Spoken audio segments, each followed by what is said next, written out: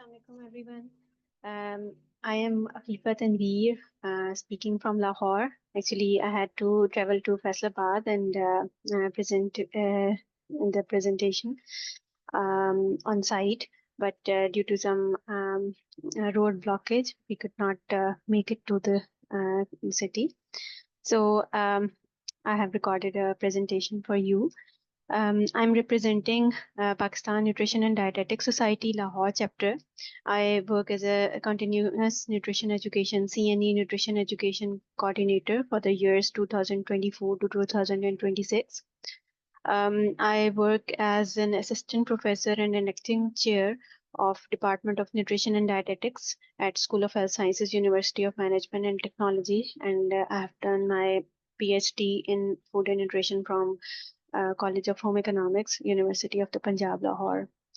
And I am really grateful to the management of this conference to having set up this whole conference on a very important topic. And I am really thankful to the management of Agriculture University, Faisalabad, that they have invited us to speak on the event. So the topic of my presentation is creating effective nutrition education materials. Actually, nutrition education materials are really close to my heart. I usually teach this course in the undergrad of our PS Nutrition Science program at UMT. Nutrition education is actually all about considering nutrition as a preventive science.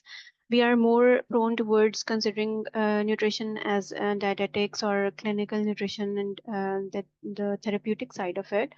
However, the education awareness and preventing disease is a major chunk that forms the whole, you can say, the field of nutrition science. So educating people, especially children, can be a lot more helpful in preventing the disease rather than curing the disease using different clinical methods.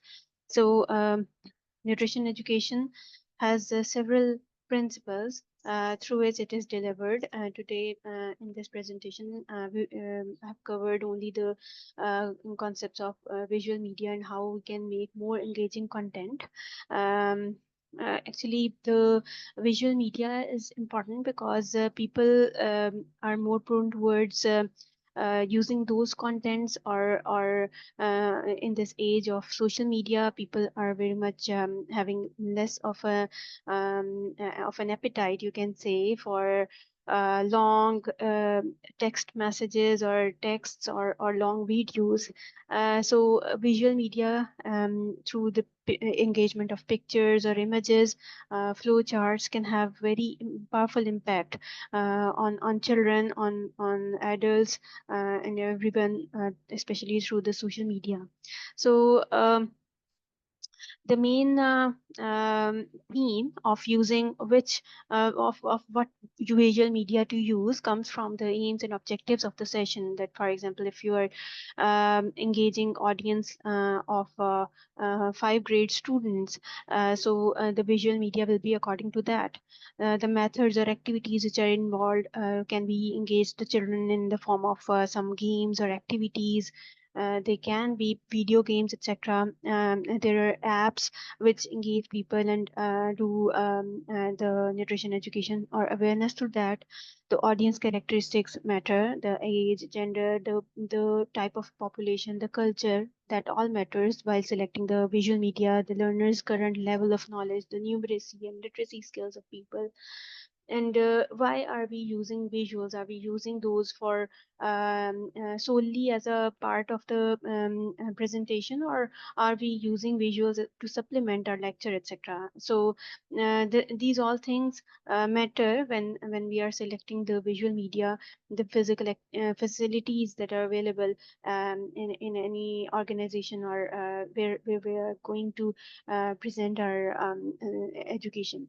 So there are certain art and design principles which must make the the visual appeal of the project or the media that you are presenting, for nutrition education or awareness. There are some art and design principles, and I think that most of the people must be aware of the fact that nutrition education is not only about evidence or scientific principles. It is as much about the art and design principles as well. The simplicity, unity, the harmony of the design, the wording, lettering, the color, images that you use in that, they all must be very engaging, and they must, I would say that they should be in line with the current trends. So they are more engaging. One by one, we will see these art and design principles, the simplicity and unity. Um, the message that we are going to deliver through the nutrition education should be one idea at a time, in small chunks of information, as you see in the social medias, such as Instagram. The message is very short, and engaging people over and over again in short messages can have a long-term impact. So inclusion of three messages at a time, in a brochure, in a slideshow, etc., can have an engaging impact. The wording and lettering matter as much, such as the words must be as few as possible, especially in the PowerPoint slides. They should be concise. The type, size, font, and format, I will share that in a few seconds. Yeah. So the size of the lettering, font size, must be very, you must select it with the conscious mind. The font size for handouts or the printable materials must be 12 point size of the Microsoft Word. And people with visual impairments, again, it matters that what our audience is. According to that, the size can increase. For the multimedia, minimum size of the slides should be 18, and 24 to 32 is usually appropriate, according to the headings or subtexts.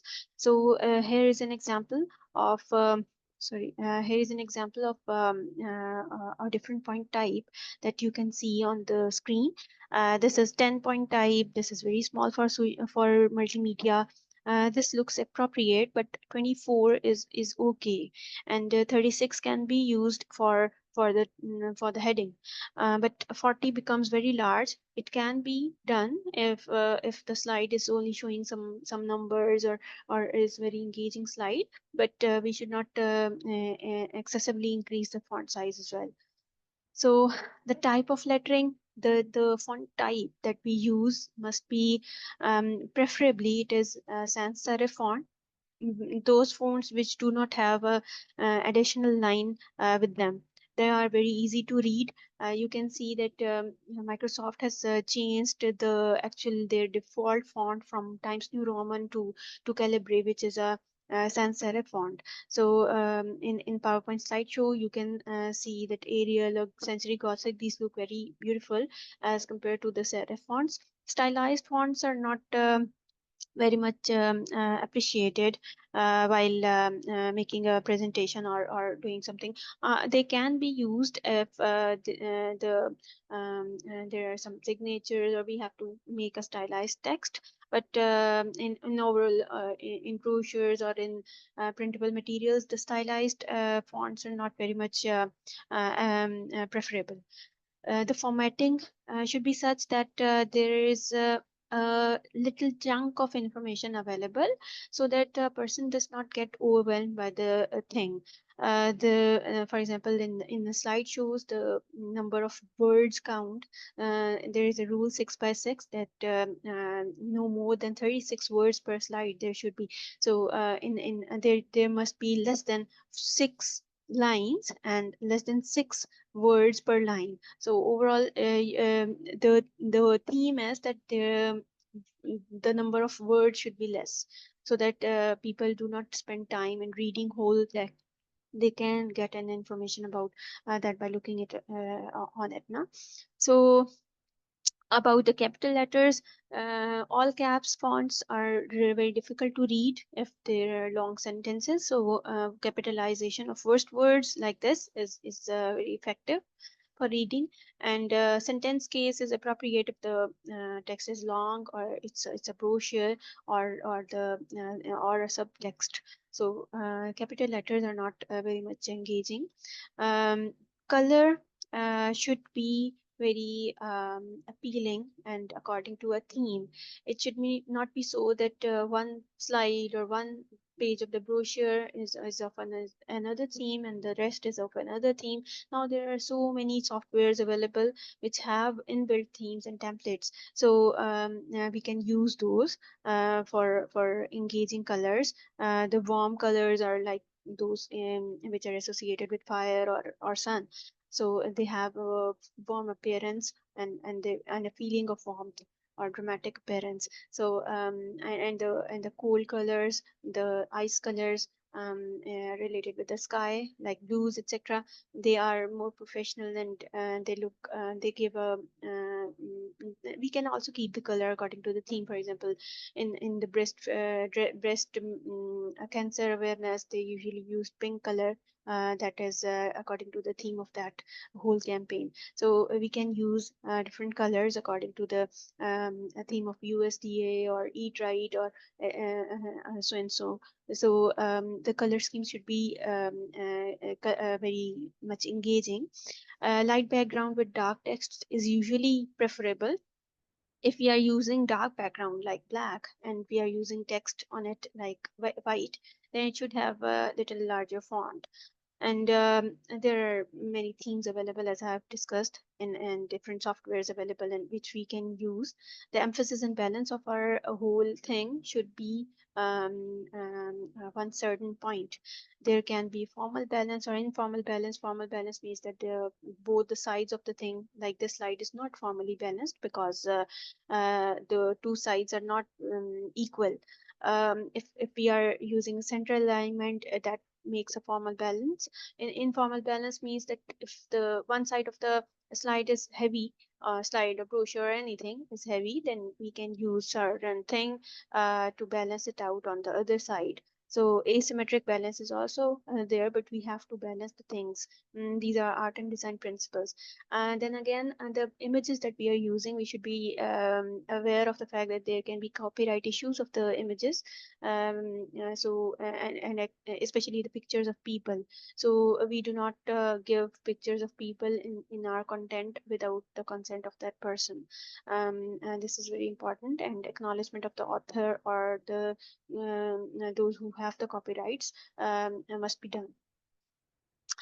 There are certain visual medias that we can use, like stationary media, which are standalone media, which can be displayed anywhere, and we do not need someone to explain those every time. They can be some charts or posters, like a chart of